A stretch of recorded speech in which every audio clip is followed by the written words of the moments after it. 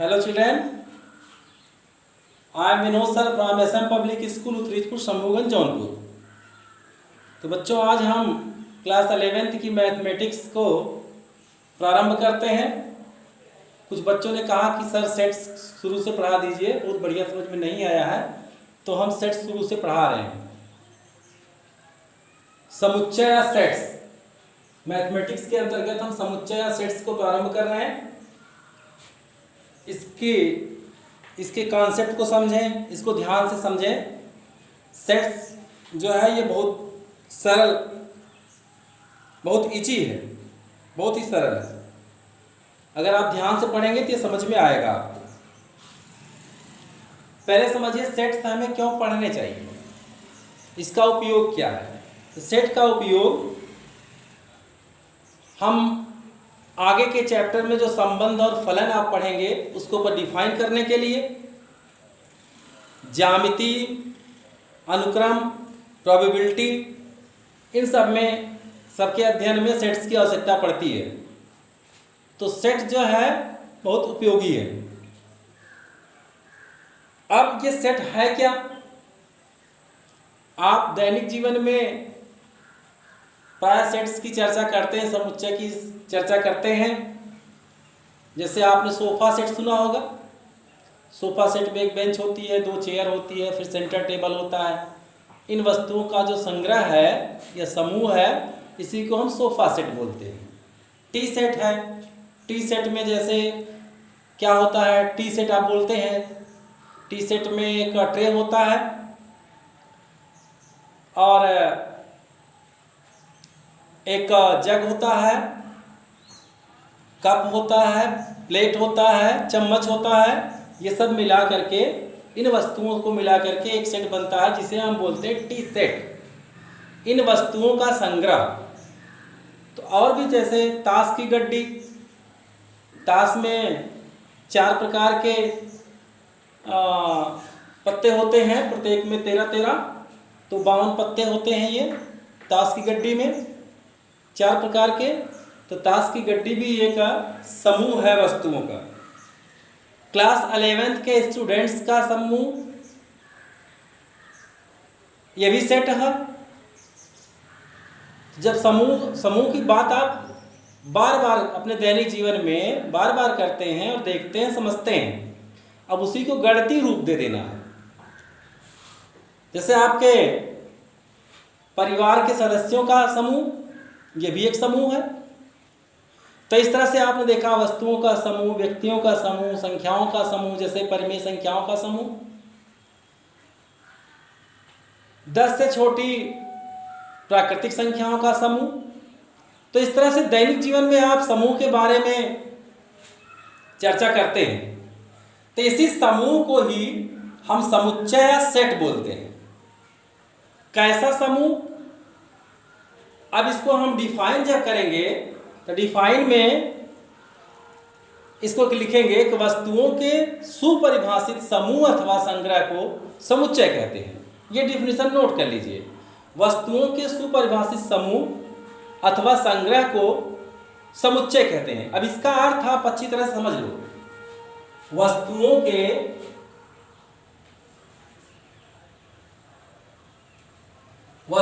के हाँ, तो बच्चों हमने क्या कहा? वस्तुओं के सुपरिभाषित समूह अथवा संग्रह को समुच्चय कहते हैं। ये डिफिनेशन है इसकी, समुच्चय या सेट्स की। वस्तुओं के सुपरिभाषित समूह अथवा संग्रह को समुच्चय कहते हैं। अभी थोड़ी देर पहले हम समूह और संग्रह की बात कर रहे थे। अब यहाँ एक नया शब्द जुड़ गया, सुपरिभाषित। सुपरिभाषित अर्थात वेल डिफाइंड।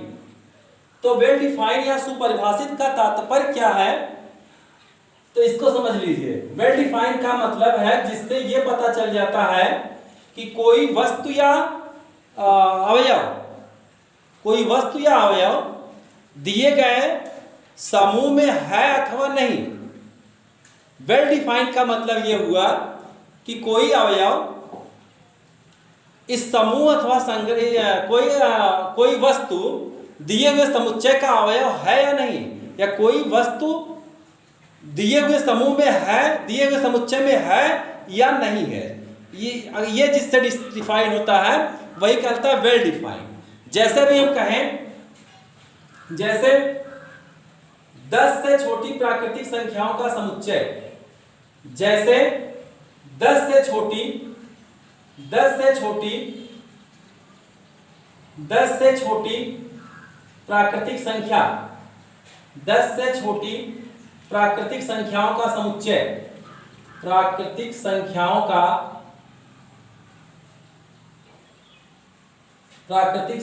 का समुच्चय। अब देखो बेटा, 10 से छोटी प्राकृतिक संख्याओं का समुच्चय, अब ये एक है, वेल डिफाइंड है ये कि नहीं है, क्योंकि अब ये हमें पता चल जाएगा कि संग्रह में या इस समूह में कौन अवयव है कौन नहीं है। जैसे अगर हम कहें कि 3 10 से छोटी है प्राकृतिक संख्या, 3 10 से छोटी है अर्थात ये इसका अवयव है। लेकिन अगर हम कहें कि 9 तो 3 इसका अवयव, लेकिन 9 अगर हम कहें कि 9 तो 9 भी इसका है, 9 भी इसका अवयव है। लेकिन अगर हम कहें कि 15 तो 15 इसका अवयव नहीं है, चूंकि यह संग्रह है 10 से छोटी प्राकृतिक संख्याओं का है, तो 3 इसका अवयव है। 3 समुच्चय का अवयव है या सदस्य है या वस्तु है। 9 समुच्चय का अवयव है, लेकिन 15 समुच्चय का अवयव नहीं है। 15 समुच्चय का अवयव नहीं है क्योंकि यहाँ जो डिफाइन किया है कि 10 से छोटी प्राकृतिक संख्याओं का समुच्चय, अतः इससे पता चल जाएगा। तो वेल डिफाइंड का मतलब हो गया, सुपरिभाषित का मतलब हो गया कि कोई अवयव उसमें है या नहीं है। जैसे भी हम कहें कि कक्षा 9 के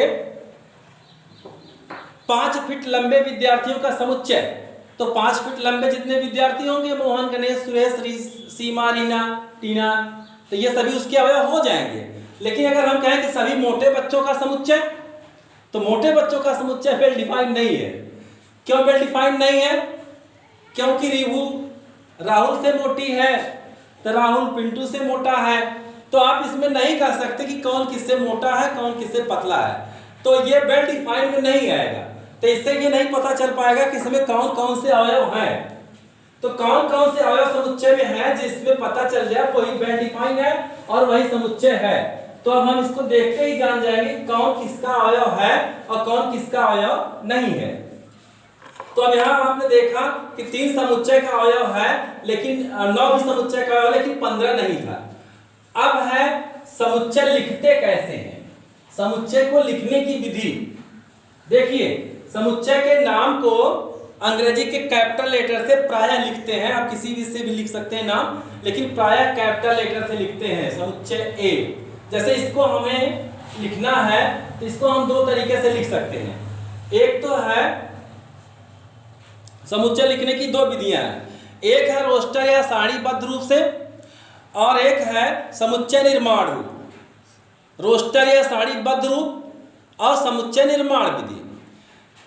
तो अब यहाँ देखिए, रोस्टर रूप में क्या है, हम सभी अवयवों को मझले ब्रैकेट में लिखते हैं और उनको कामा के माध्यम से अलग कर लेते हैं। जैसे यही अगर हमको रोस्टर विधि से लिखना है, रोस्टर विधि से लिखना है या फिर रोस्टर या सारणीबद्ध, दोनों एक ही बात है, रोस्टर या सारणीबद्ध, नियम या निर्माण रूप दूसरा है। रोस्टर या सारणीबद्ध रूप से लिखना है तो हम समुच्चय के पहले नाम को लिख देते हैं, A B C D, capital letter में किसी भी अक्षर से ए बराबर लिख देते हैं। फिर सारे अवयवों को, अवयव का मतलब है कि समुच्चय में जितने वस्तुएं हैं वो सभी उस समुच्चय का अवयव कहलाती हैं, वो सभी उस समुच्चय का अवयव कहलाती हैं। जैसे इसमें कौन कौन होंगे, 10 से छोटी प्राकृतिक संख्याएं कौन कौन हो जाएंगी, 1 2 3 4 5 6 7 8 9। अब देखिए हमने क्या किया, सारे अवयवों को लिख दिया क्रम से सारे अवयवों को लिख दिया हमने, और इनके मध्य में हमने कामा से इनको अलग कर दिया और इनको, इन सभी अवयवों को मझले ब्रैकेट में लिख दिया।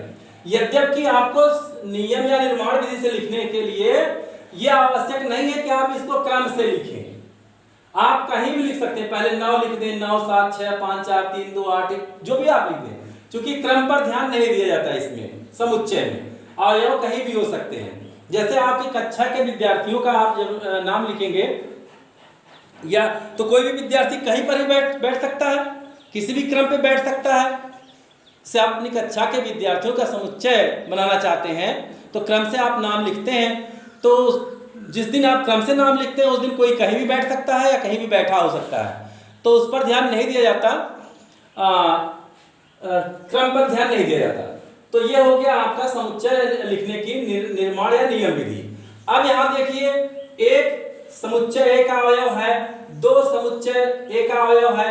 अब यहाँ देखिए कुछ सिंबल्स हैं, हम कल आपको सारे सिंबल्स लिखा देंगे। एक सिंबल है जिसे अपसाइलन बोलते हैं, अपसाइलन, ये अपसाइलन है, अपसाइलन है ये, इसका अर्थ है का अवयव है, का अवयव है या बिलोंग्स टू भी बोलते हैं इसको, का अवयव है। हमने बताया थोड़ी देर पहले कि अवयव सदस्य वस्तु एक ही बात है, समुच्चय की वस्तुएं, समुच्चय का अवयव, समुच्चय के सदस्य एक ही बात है। का अवयव है इसका चिन्ह है। तो अगर हमें लिखना है वन, तो वन बिलोंग्स टू ए, इसको पढ़ेंगे एक ए का अवयव है, सॉरी वन जो है ए का अवयव है, वन बिलोंग्स टू ए, का अवयव है। एक और सिंबल आप नोट कर ले, कल सारे सिंबल हम आपको लिखवा देंगे। नॉट बिलोंग्स टू इसको कहते हैं। ये नॉट बिलोंग्स टू का मतलब हो गया का अवयव नहीं है, का नॉट बिलोंग्स टू, का अवयव, इसको हिंदी में पढ़ते हैं का अवयव नहीं है। जैसे भी हम कहें कि 12 बिलोंग्स टू या नॉट बिलोंग्स टू, तो 12 इसका अवयव है ही नहीं है, क्योंकि 10 से छोटी संख्या है ये। तो 12 नॉट बिलोंग्स टू ए, यानी 12 इसका अवयव नहीं है। तो अब आप इस चीज को जान लें कि कोई अवयव है तो बिलोंग्स टू लिखेंगे, नहीं है समुच्चय का अवयव तो क्या लिखेंगे, नॉट बिलोंग्स टू। और अगर हम अभी हम कहें कि 3 belongs to B, 3 belongs to B या नॉट बिलोंग्स टू बी, क्योंकि यहाँ बी समुच्चय लिखा ही नहीं गया है और 3 जो है एक अवयव है, तो इसको लिख देंगे not belongs to B, 3 not belongs to B. तो ये हो गया का अवयव है या का अवयव नहीं है का चिन्ह। इसको आप दिमाग में बैठा लीजिए, बिलोंग्स टू का अवयव है, नॉट बिलोंग्स टू का अवयव नहीं है।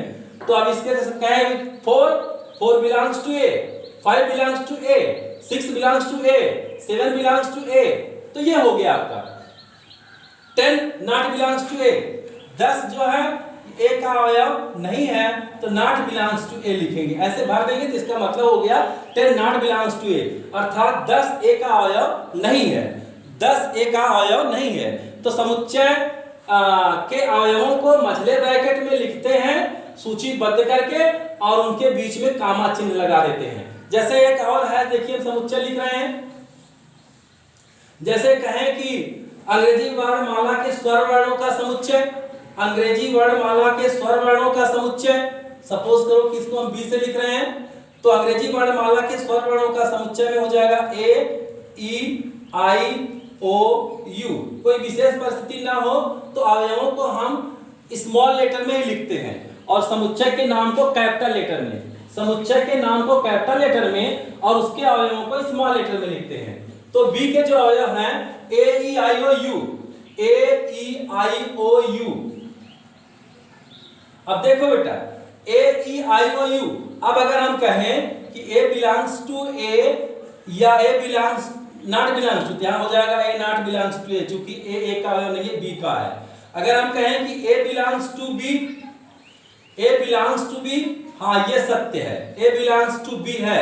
अगर ए बिलोंग्स टू ए कहेंगे तो असत्य हो जाएगा, A not belongs to A कहेंगे तो सत्य है। ये A not belongs to A belongs to B, E belongs to B, I belongs to B, O belongs to B, U belongs to B. Belongs to माने का अवयव है, A B का अवयव है।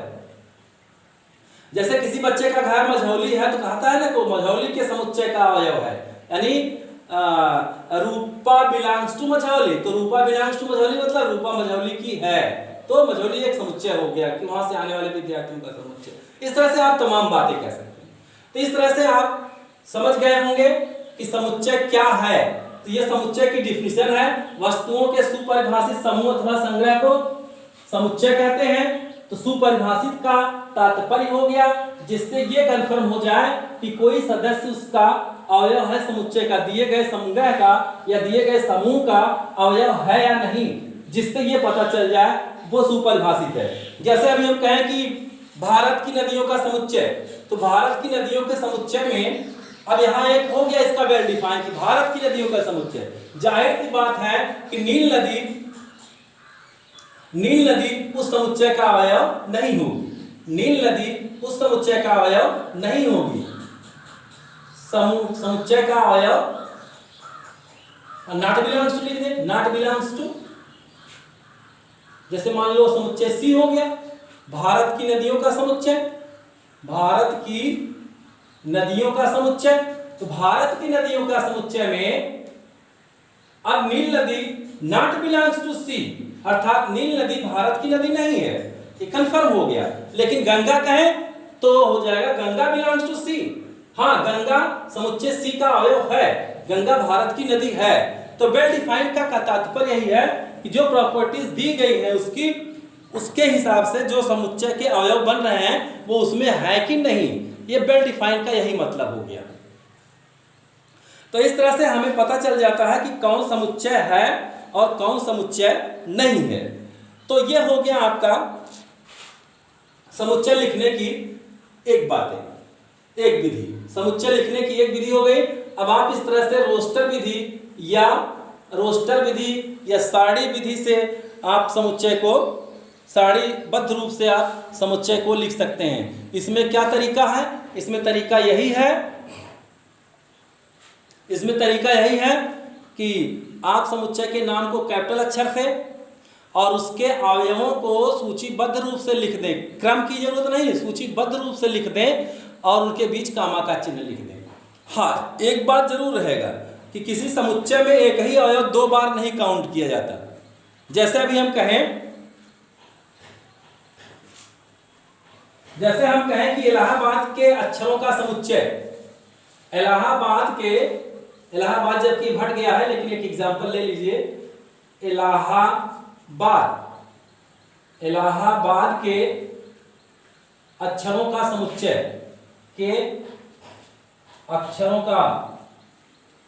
समुच्चय जब इसको हम नियम विधि से बनाएंगे तो इसको हम मझले ब्रैकेट में रखेंगे।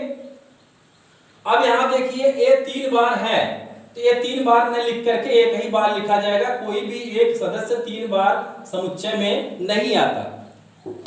अब L 2 बार है, एक ही बार लिया जाएगा।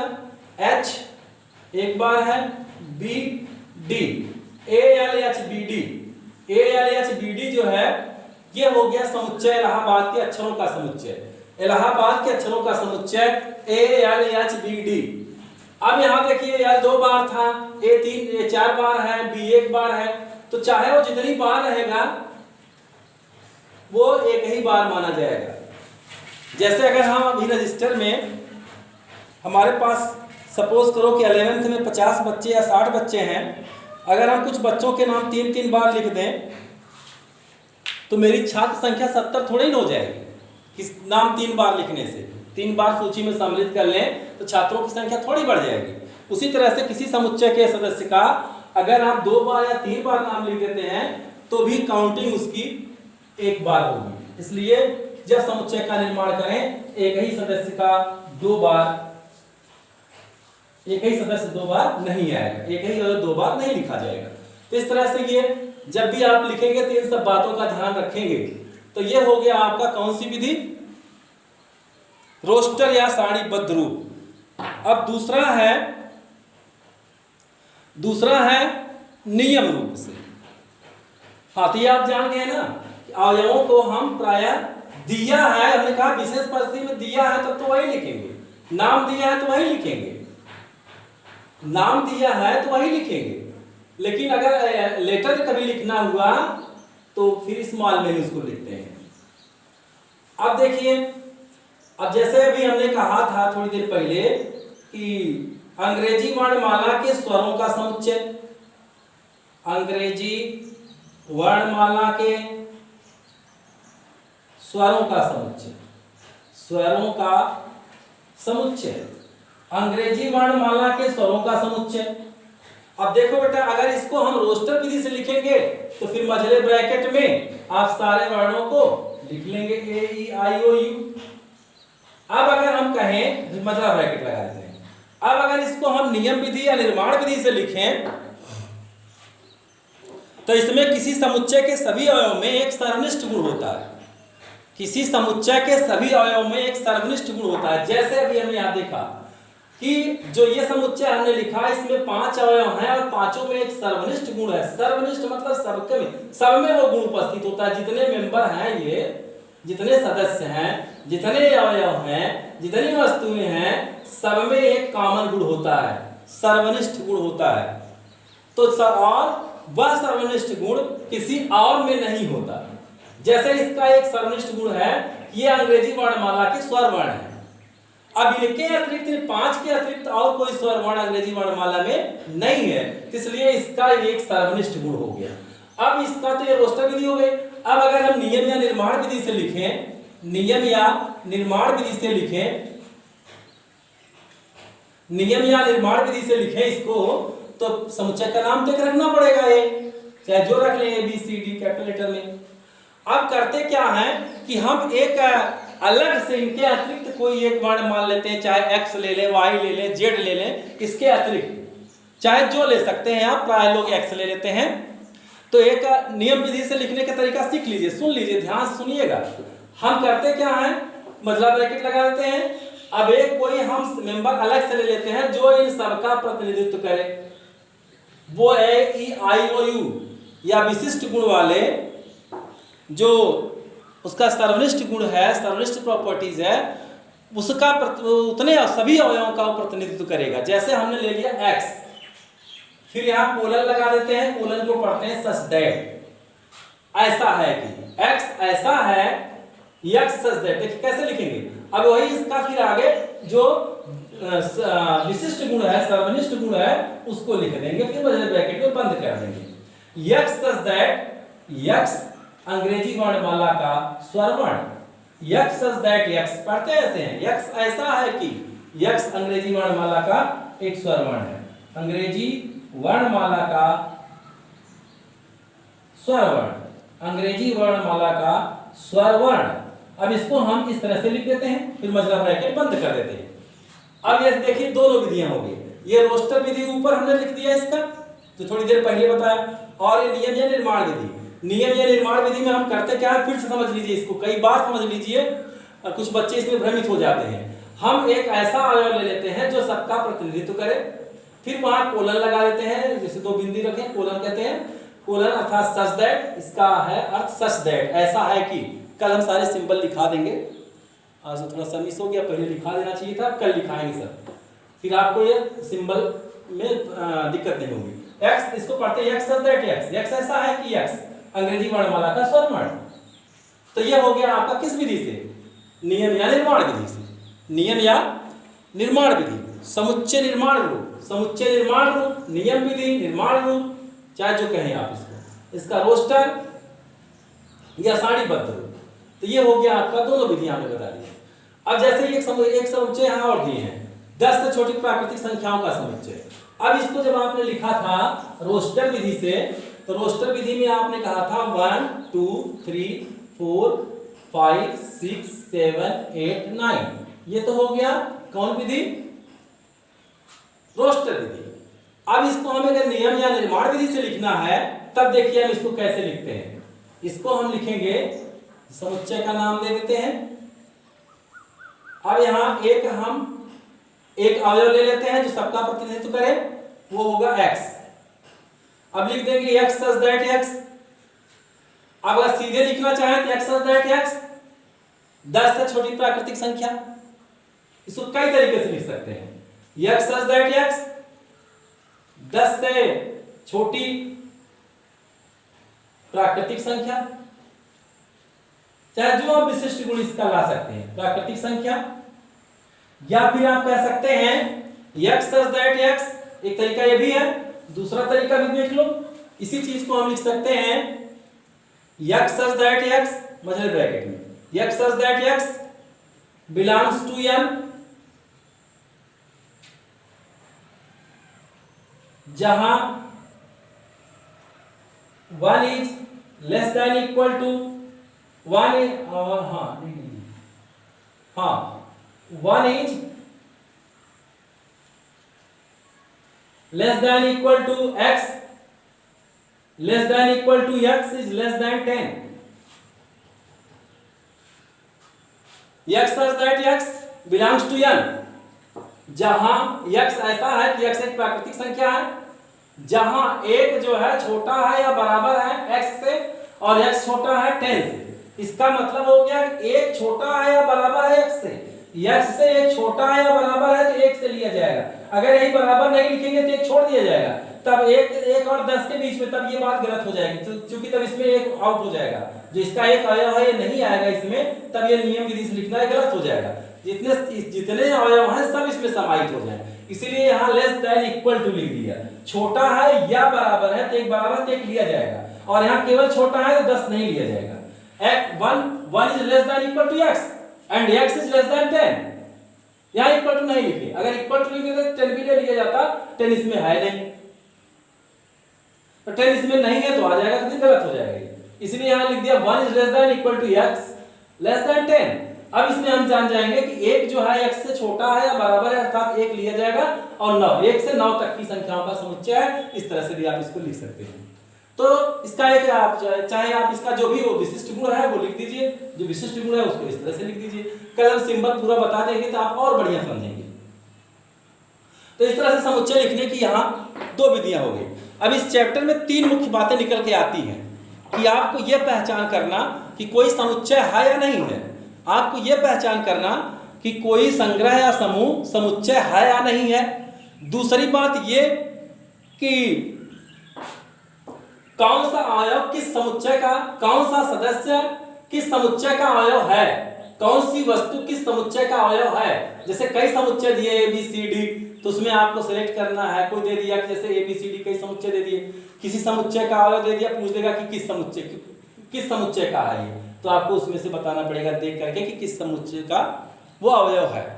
एक ये बात, और दूसरी बात ये कि समुच्चय लिखने की, उसमें कौन कौन से अवयव होंगे ये निकालना पड़ेगा आपको, और ये पढ़ के उसके गुणधर्म से आपको जानना पड़ेगा कि इसमें कौन कौन से अवयव हैं और कौन कौन से अवयव नहीं हैं। तो कौन कौन से अवयव हैं और समुच्चय लिखने की विधि, दोनों विधियों से, नियम विधि से और निर्माण विधि से, जैसा कि आपकी एक्सरसाइज में दिया है, तो आप इसको देख लें। इसकी जो मुख्य 3-4 बातें थी वो हमने बता दिया है कि कोई अवयव है कि नहीं है।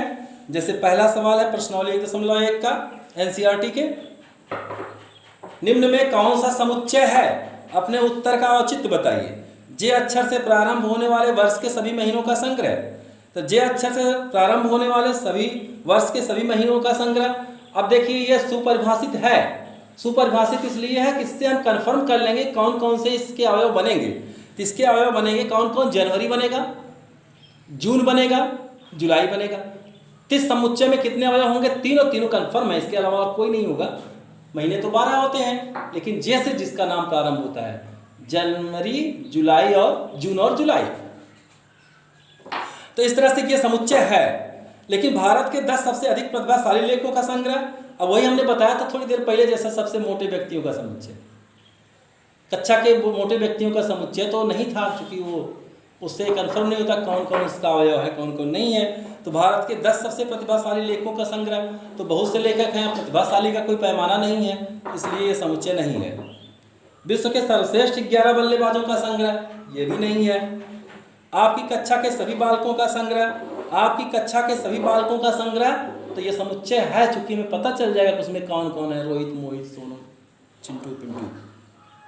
100 से कम सभी प्राकृतिक संख्याओं का संग्रह, ये भी समुच्चय है, क्योंकि 100 से कम प्राकृतिक संख्याओं का समुच्चय कौन कौन हो जाएगा भैया, 1 to 99। लेखक प्रेमचंद द्वारा लिखित उपन्यासों का संग्रह, तो हम तुरंत जान जाएंगे गोदान गबन सब इन्हीं के हैं उपन्यास, तो फिर क्या हो जाएगा, ये भी है। सभी समपूर्णांकों का संग्रह, ये भी है। तो इस तरह से आपको उसके नियम को पढ़ें और जाने कि कौन समुच्चय है और नहीं, उसका औचित्य बता देगा, उसमें अवयव स्पष्ट हो रहे हैं या अवयव नहीं स्पष्ट हो रहे हैं। अब जैसे कहा जाए कि विश्व के सबसे अधिक खतरनाक जानवरों का संग्रह। तो विश्व के सबसे अधिक खतरनाक जानवरों का संग्रह में किसको खतरनाक, शेर बाघ सब क्या है, तो इसमें एक स्पष्ट नहीं है सबसे अधिक खतरनाक जानवरों का संग्रह, तो ये सुपरिभाषित समूह अथवा संग्रह इसका नहीं बनेगा, इसलिए ये नहीं होगा। और दूसरे सवाल में अभी जैसा हमने बताया था कि आपको भरना है belongs to not belongs to. एक समुच्चय ए दिया है और उसमें दिया है 5-A, तो 5 अगर उस ए का समुच्चय है तो लिख देंगे बिलोंग्स टू, और नहीं है तो नॉट बिलोंग्स टू। वही एप्सिलॉन को काट देंगे तो नॉट बिलोंग्स टू हो जाएगा। एप्सिलॉन बिलोंग्स टू होगा और एप्सिलॉन को काट देंगे, क्रॉस कर देंगे तो नॉट बिलोंग्स टू। इसमें भरना है केवल। फिर तीसरे में आपको रोस्टर रूप में लिखना है। नियम विधि से दिया है, आपको रोस्टर विधि से लिखना है। रोस्टर विधि लिखने के तरीका हमने बताया है कि आप मझले कोष्टक में सभी अवयवों को लिखकर उनके पीछे कामा के चिन्ह लगा देंगे। और चौथे में दिया है कि निर्माण विधि से लिखिए, तो निर्माण विधि से आप लिख लेना, उसके गुणधर्म समझिए और उसको लिखिए, एक्स मान की एक्स दैट एक्स। इस तरह से हम अभी आपको दे दे रहे हैं एक्सरसाइज, आप करके इसको तुरंत डाउनलोड करें। और ये बहुत हलवा है, समझ लीजिए। आज तो हम एक पढ़ा रहे हैं, लेकिन आप 2-2, 3-3 लेसन एक दिन में इसका पढ़ सकते हैं समुच्चय का। समुच्चय माने बिल्कुल हलवा, और इसका जो संबंध और फलन है वो और भी इजी है। तो आप इसका लें और करके इसको भेजें, फोटो खींचें। तो फिर से बता दीजिएगा, जो बातें न समझ में आए कमेंट करिएगा, हम फिर से उसमें सुधार करेंगे। हम आगे पढ़ाने वाले थे, कुछ बच्चों ने कहा नहीं आप सर फिर से इसको पढ़ाइए, इसलिए फिर से पढ़ा रहे हैं, नहीं तो हम संबंध शुरू करने वाले थे। ठीक है, आगे